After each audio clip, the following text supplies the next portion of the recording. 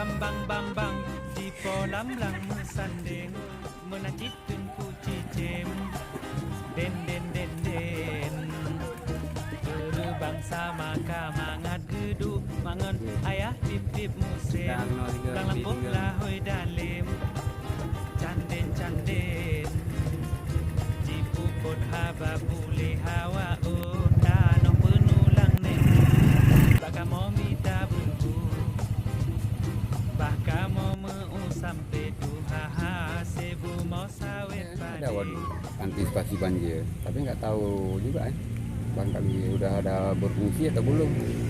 Untuk tahun ini udah berapa kali? Tahun ini baru kali ini. Kalau tahun-tahun kemarin ada setahun ada 7 kali 6 7. Baru siap-siap mengungsi nih.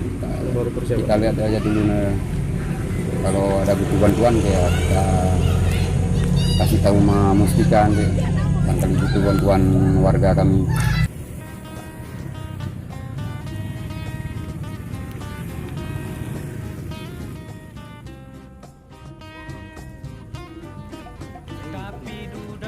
Kadroh de malam darut jika kenan jinekut kepenoh brut ubut usaha macam godaji usaha rebut tanoh juga cut karutimo gaji pujo sabe keroro rumpo payaji ne usesi wah lamlang supaya darut cangga